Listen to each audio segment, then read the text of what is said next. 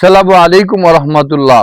ত্রয়োদশ নির্বাচন আগামীকাল অনুষ্ঠিত হতে যাচ্ছে। সারা দেশের মানুষ ঈদের মতো আনন্দের সাথে সবাই ভোট দিতে যাচ্ছেন। লঞ্চে, বাসে, ট্রেনে অধিকাংশ মানুষ আনন্দে উচ্ছ্বাসের বসে দাঁড়িপাল্লা দাঁড়িপাল্লা স্লোগানও দিয়েছেন। আগামীকাল নির্বাচনে ফলাফলের পরে দেশে কি হতে পারে একমাত্র আল্লাহ জানেন। তারপরেও এই নির্বাচনে যদি দাঁড়িপাল্লা বিজয়ী হয় অথবা ধানের শীষ বিজয়ী হয়, কোন প্রতীক বিজয়ী হলে দেশে কি পরিবর্তন হতে পারে আমি দেশবাসীর সামনে উপস্থাপন করছি। আপনারা সম্প্রতি বিভিন্ন রাজনৈতিক দলের কথাবার্তা শুনেছেন, তাদের সার্বিক বিষয়ে আপনারা লক্ষ্য করেছেন।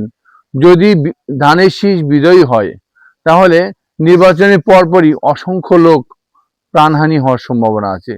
কারণ হচ্ছে তাদের যে লক্ষ্যমাত্রা, তাদের যে ইশতেহার, সে অনুসারে তারা কারোর সাথে মিলেমিশে দেশ গড়তে চান না।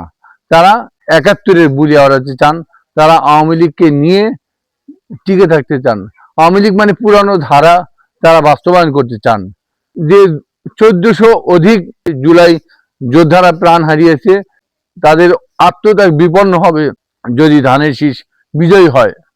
আর যদি দাঁড়িপাল্লা বিজয় হয় তাহলে জামাতের যে ইশতেহার, তারা সবাইকে নিয়ে রাষ্ট্র গঠন করবেন।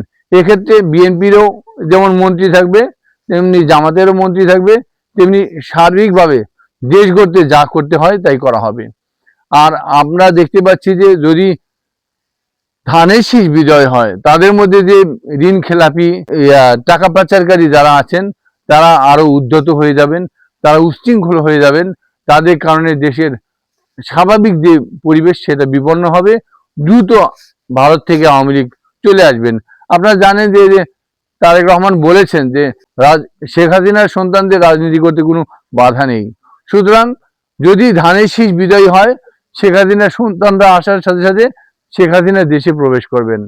আর যদি দাঁড়িপাল্লা বিজয়ী হয় তাহলে দেশের আইন শৃঙ্খলা এবং দেশের মানুষ এই জুলাই চেতনা ভিত্তিক দেশে একটা শান্তিপূর্ণ পরিবেশ বিরাজ করবে।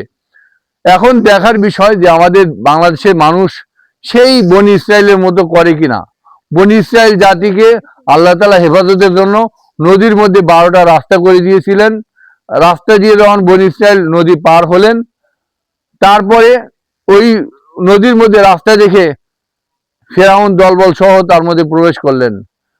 বনি ইসরায়েল জাতি রাস্তা পার হয়ে স্বচক্ষে ফেরাউন এবং তার দলবলকে মরা দেখলেন।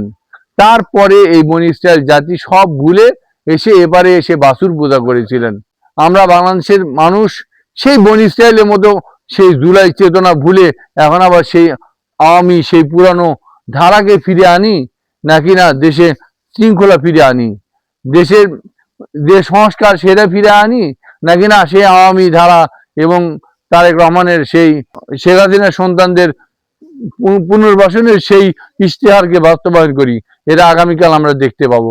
জাতিকে বলবো, আপনারা সচেতন, আপনারা আপনাদের বিবেচনা করে রায় দেবেন এবং ভোট দেবেন, এই প্রত্যাশা রেখে আমি আমার কথা শেষ করছি। ধন্যবাদ।